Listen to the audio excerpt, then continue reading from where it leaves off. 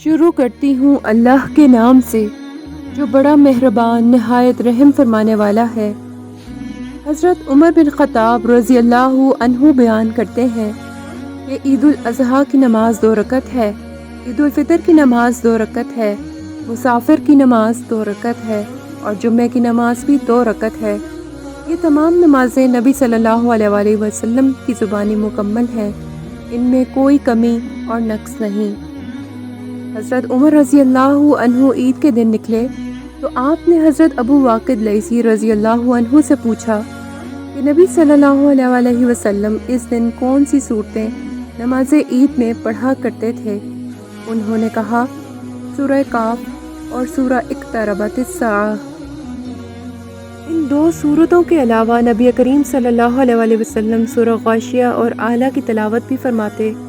حضرت نعمان بن بشیر رضی اللہ عنہما سے روایت ہے کہ رسول اللہ صلی اللہ علیہ وآلہ وسلم عیدین اور جمعے کے دن سورہ سبح اسم ربک الاعلیٰ اور هل اتاک حدیث غاشیہ پڑھا کرتے تھے۔ کبھی جمعہ اور عید ایک دن میں اکٹھے ہو جاتے تو بھی آپ یہی دونوں صورتیں پڑھتے۔ اسی طرح نبی کریم صلی اللہ علیہ وآلہ وسلم خطبہ سے پہلے نماز عید پڑھایا کرتے تھے۔ حضرت ابن عباس رضی اللہ عنہما فرماتے ہیں میں گواہی دیتا ہوں کہ میں رسول اللہ صلی اللہ علیہ وآلہ وسلم کے ساتھ عید کے موقع پر حاضر ہوا۔ آپ نے خطبے سے پہلے نماز پڑھی پھر خطبہ دیا۔ حضرت جابر رضی اللہ عنہ بیان کرتے ہیں کہ میں رسول اللہ صلی اللہ علیہ وآلہ وسلم کے ساتھ عید کی نماز میں حاضر ہوا۔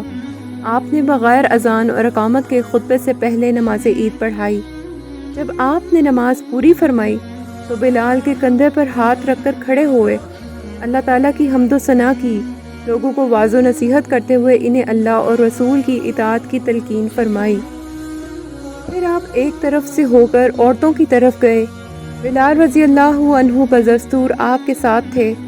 آپ نے ان عورتوں کو اللہ تعالیٰ سے ڈرنے کا حکم دیا اور انہیں واعظ و نصیحت فرمائی، اللہ تعالیٰ کی حمد و ثنا کی اور انہیں اللہ اور رسول کی اطاعت کی رغبت دلائی۔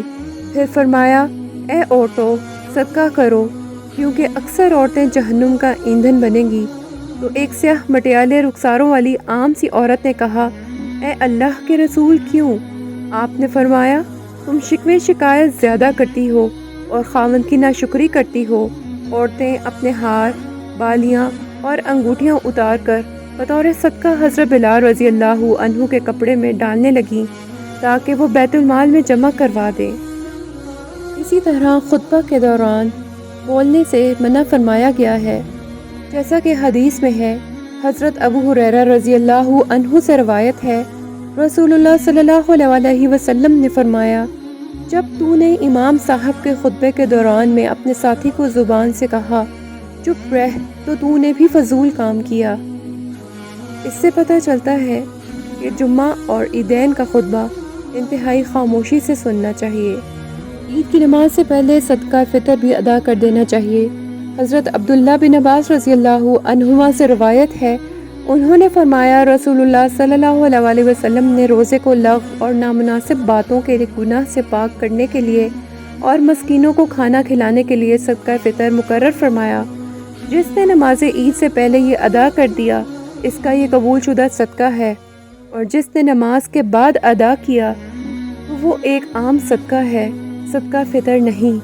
اس سے پتہ چلتا ہے کہ نماز عید سے پہلے صدقہ فطر کی ادائیگی ضروری ہے، بعد میں ادا کیا جانے والا صدقہ عام صدقہ ہوگا، صدقہ فطر نہیں ہوگا۔ اللہ تعالیٰ سے دعا ہے کہ وہ ہمیں ان احادیث پر عمل کرنے والا بنائے اور ہمیں اپنی زندگی قرآن و سنت کی روشنی میں گزارنے والا بنائے، آمین۔ اس پیغام کو سن کر اسے آگے دوسروں تک بھی پہنچائیں۔ دین کی بات آگے پھیلانا صدقہ جاریہ ہے۔ جزاک اللہ۔